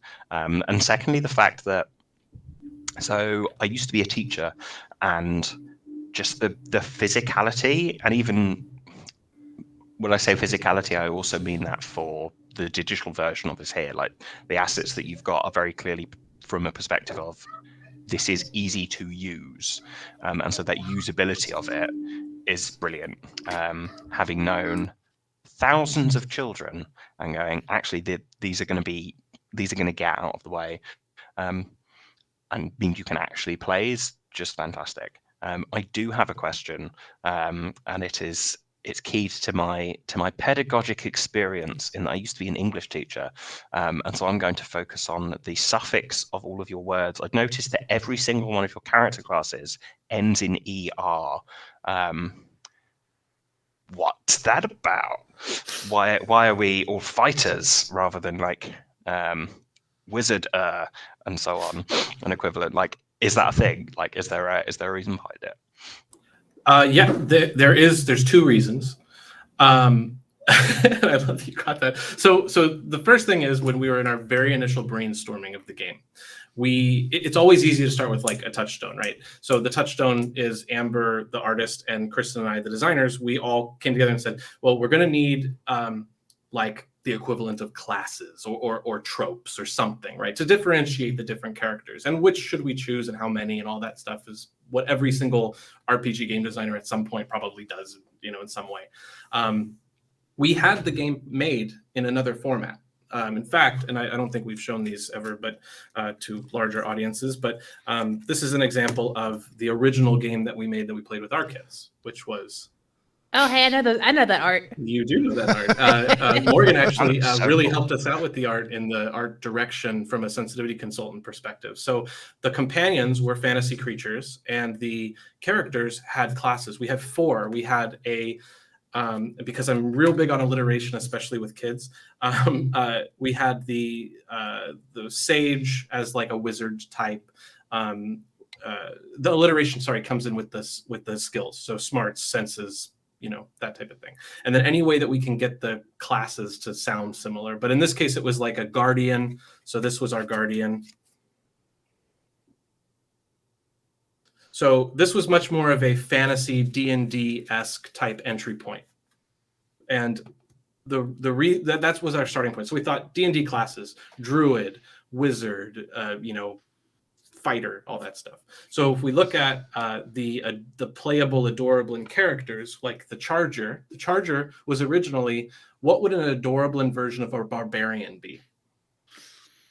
What would an Adorablin version of a ranger be? In which case we came up with the Wrangler. So someone who works with animals and is a little bit more, in nature, but not necessarily to be confused with the druid, which in this was one of our unlocked stretch goals, which we did unlock already, which is the shifter, a shape-shifting one who turns into a squirrel. Well, can turn into anything, but in our picture they have a squirrel tail because Amber did an amazing job making it even more adorable than an Adorablin should be, in my opinion. So I guess in short, it was, how do we get the tropes, hit those tropes, keep them separate enough, build off what people already might know, and then we take that next layer of how do we make them Adorablins? How do we really, like, how do you take a barbarian or a fighter? So a fighter, as an Adorablin, isn't proactively seeking out fights. And they may not be fighting against other people. So how do we make them that type of thing as an Adorablin? Fighter became defender, and a defender's job was to protect, not to go out and seek battle. And then Amber took the Adorablin, like our concept, our override, like during this whole project, everything had the that mantra or that guiding principle of children, adorable, and like just making it like light, keeping it light. So she took that and then made an adorable defender, and the adorable defender has like a stake as their shield and a drumstick in their hand. I think I had requested because I was thinking, like, what's the differentiating thing that they all have, and how does it play into their skills? So the defender has their lowest. Where is the defender? Where are you? Come over here, defender. The defender's lowest skill is their senses. It's a 0.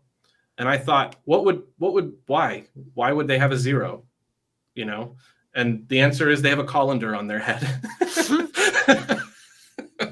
So like everything from the design and working directly with the artist to really come up with what these characters could be and how it influences the stats and the design and the mechanisms of the game was really, really well, in my opinion, like, and I don't say well, that's biased. I would say given a lot of thought. We made sure there was a lot of thoughtfulness going into it. And in some of the other games that Kristen and I have designed, not all of them need that level. But when you're presenting something as an entry point for children, you need to give it that level. So So I guess that's the answer for all of it except for the ER. Yeah, let's say I think you just, like, the ability to make those similar. I also think it becomes more suggestive to a small child to be like, this is the action this person takes. You know, Exactly. I think is tremendous, and so. No, I love it. My, like I said, I had a couple thoughts. I think I have 2 questions. One, there's also some, you did a couple of these publicly, but there's some good GM tools baked in. And lots of times, like, we don't see for the narrator what happens on the back end. Can you talk about that for just a minute so that people get a chance to know a little bit about what that looks like? Absolutely. So if there are, this is the example of the booklet. So here's like what the booklet would look like, right? So we fold it up into this accordion, and there's 2 of these for the prototype, but it would be, we have 16 pages, and each page has a very, very low word count. And that tells you everything you need to know to play the game. But once you've read that or glossed over it, this is the real tool that a narrator will use. And the narrator cards say, after it guides you through the opening scene, each one flips over and becomes sort of a game master screen, the traditional cheat sheet for a person running a role-playing game. So we have the actions rules reference, so they can just real quickly at the table at any moment, if someone asks, it's right there in front of them. They know how to answer the question of how does that mechanism work. But then from a more narrative standpoint, you have the challenges. So there's the challenge card, and they can choose, does this next challenge need to be a problem-solving challenge? Does it need to be a social challenge, or does it need to be a physical challenge? So when I was framing challenges for our game, and we're all seasoned role players. I mean, you were all fantastic in the game. You've played a lot of games. You really knew how to bring this type of thing to life. But think about somebody who doesn't. Someone who doesn't might need prompts. They might not know that they're allowed to say, let's go to the building that we went to, or they might not know how to work together necessarily. So there's things in here that just at glancing, you can say, challenges stand in the way of your Adorablins reaching their goals. You will introduce the challenges during the story. Here are the types of challenges that you can kind of choose. You do this once, and all of a sudden, the next time you play it, you're gonna start getting your own types of challenges, and you won't need the tools going forward. But it at least gives you that little nudge. And then, more importantly, I think, is what do you do when they fail? What do you do when it's 6 or less? And in most PbtA games, you have GM moves, and the GM moves are things that you can do to make the story more interesting, regardless of the PbtA game. That's really the premise, right? Like not just they failed, your turn is over, move to the next person. Things change, and when they change, how does it make the story more interesting? And what's the next challenge to come out of that? That's the type of thing to keep everybody going forward. So we have a thing here that says if they roll a 6 or less, you make a move. The narrative moves should add some challenge to the story that makes it fun and interesting. You can roll 2d6. Or you could just choose one of these moves. And we have 12 moves for them to choose from. So they're the normal types of things that a game master would use from other games. Things like they make a new friend. So that doesn't seem like a challenge or like a bad thing or penalizing, but it's a way that you can frame that failure into some sort of thing. Hint at a looming threat. Something's coming. Oh, it doesn't have to be right on them, but it's coming. And these are things, unexpected magic happens. Maybe another portal, maybe something goes wrong. So, and the again, all of the goal of the game is to get it to fit into this mint tin and be really approachable and accessible to new players. But you can also bring your tools from other games into it and your other experiences into it, like all of us do who play lots of role-playing games. A lot of role-playing games. Love it.